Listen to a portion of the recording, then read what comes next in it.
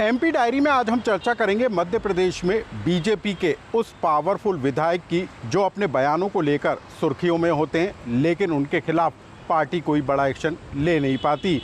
ये व्यक्ति मध्य प्रदेश के शिवपुरी के पिछोर से भाजपा के विधायक हैं प्रीतम सिंह लोधी।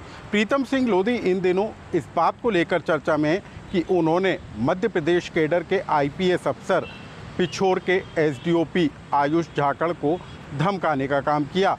सिर्फ इतना ही नहीं, बीजेपी विधायक ने सख्त लहजे में आईपीएस अफसर को चेताने की भी कोशिश की, लेकिन इस वायरल वीडियो के बाद जमकर बवाल मचा और उसके बाद जो है मध्य प्रदेश बीजेपी ने भाजपा विधायक को कारण बताओ नोटिस जारी कर 3 दिन में जवाब देने को कहा। लेकिन सवाल इस बात को लेकर है कि क्या बीजेपी विधायक प्रीतम सिंह लोधी ने पहली बार इस तरीके का बयान दिया।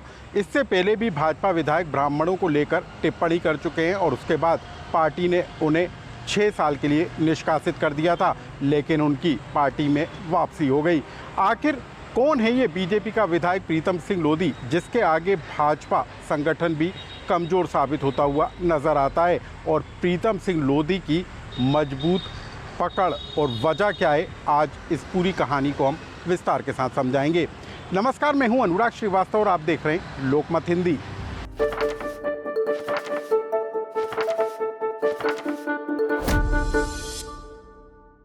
मध्य प्रदेश के पिछोर से भाजपा विधायक प्रीतम सिंह लोधी इन दिनों अपने भाषण को लेकर, अपने बयान को लेकर सुर्खियों में हैं।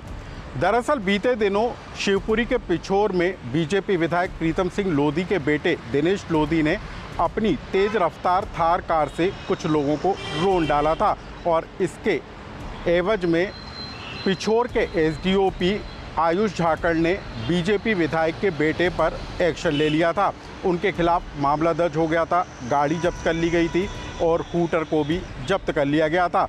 सिर्फ इतना ही नहीं, बीजेपी विधायक के बेटे का लाइसेंस निरस्त करने को लेकर भी जो है कार्रवाई शुरू कर दी गई थी।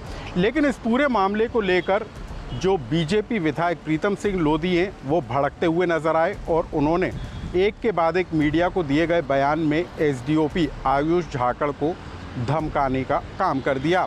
भाजपा विधायक प्रीतम सिंह लोधी ने आईपीएस आयुष झाकड़ को यहाँ तक कह दिया कि वो चैन से उन्हें बैठने नहीं देंगे और 10,000 लोगों को ले जाकर उनके घर में गोबर भर देंगे। इस पूरे मामले को लेकर बवाल मचा तो मध्य प्रदेश आईपीएस एसोसिएशन से लेकर मध्य प्रदेश मंत्रालयीन अधिकारी कर्मचारी संघ ने भी भाजपा विधायक के इस कारनामे और बयान का निंदा शुरू कर दी। विरोध शुरू हो गया और बीजेपी विधायक वर्सेस आईपीएस एसोसिएशन की जंग तेज होती हुई भी नजर आई। लेकिन इस पूरे मामले को लेकर सवाल उठा कि बीजेपी ने कार्रवाई क्यों नहीं की।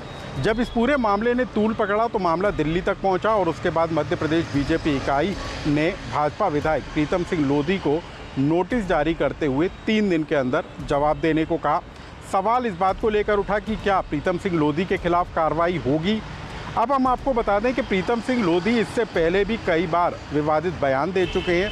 प्रीतम सिंह लोधी ने साल 2022-23 में ब्राह्मणों को लेकर एक टिप्पणी कर दी थी, जिसके बाद मध्य प्रदेश का ब्राह्मण समाज प्रीतम सिंह लोधी के खिलाफ लामबंद हो गया था, विरोध तेज हो गया था और उसके बाद मध्य प्रदेश भाजपा ने प्रीतम सिंह लोधी को 6 साल के लिए पार्टी से निष्कासित कर दिया था। लेकिन पार्टी ज़्यादा दिनों तक प्रीतम सिंह लोधी को बाहर नहीं कर पाई और 7 महीने के बाद ही प्रीतम सिंह लोधी की वापसी पार्टी में हो गई। 2023 में प्रीतम सिंह लोधी ने पिछोर से चुनाव लड़ा और कांग्रेस के दिग्गज नेता केपी सिंह को हरा दिया। लेकिन प्रीतम सिंह लोधी अपने बयानों के जरिए कई बार महाराजा कहे जाने वाले ज्योतिरादित्य सिंधिया तो कभी ब्राह्मण तो कभी आईपीएस अफसरों को धमकाते हुए नजर आते हैं। लेकिन इस बार मामला आईपीएस एसोसिएशन से जुड़ा था, मध्य प्रदेश कैडर के आईपीएस अफसर से जुड़ा हुआ था और यही वजह रही कि आईपीएस एसोसिएशन ने खुला पत्र जारी करके इस बयान की निंदा शुरू कर दी, विरोध तेज कर दिया तो पार्टी ने नोटिस जारी कर दिया।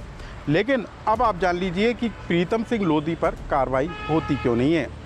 भाजपा विधायक प्रीतम सिंह लोधी लोधी समाज से आते हैं और मध्य प्रदेश में लोधी समाज जो है 40 से 50 विधानसभा सीटों को सीधा प्रभावित करता है। महाकौशल, मालवा अंचल, ग्वालियर, चंबल और बुंदेलखंड का एक बड़ा इलाका है जहां पर लोधी वोटर निर्णायक भूमिका में होते हैं।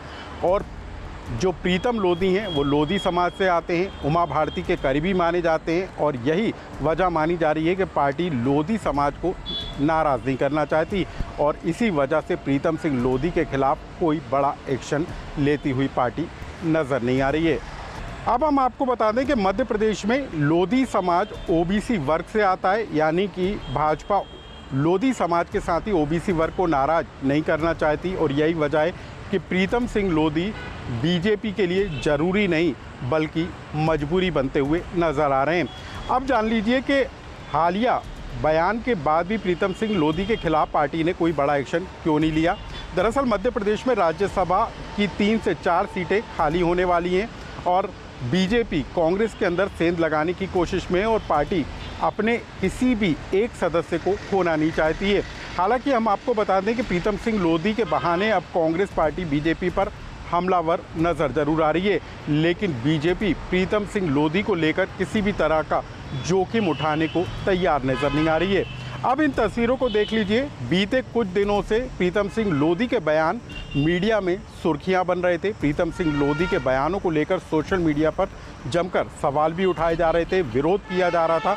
लेकिन अब इस पूरे मामले में जब बीजेपी ने प्रीतम सिंह लोधी को नोटिस जारी किया तो प्रीतम सिंह लोधी भोपाल पहुंच गए और यहां पर मुख्यमंत्री मोहन यादव के साथ प्रदेश अध्यक्ष जो हैं हेमंत खंडेलवाल, उनके साथ मुलाकात हुई और उन्होंने अपने बयान को लेकर खेद जता दिया।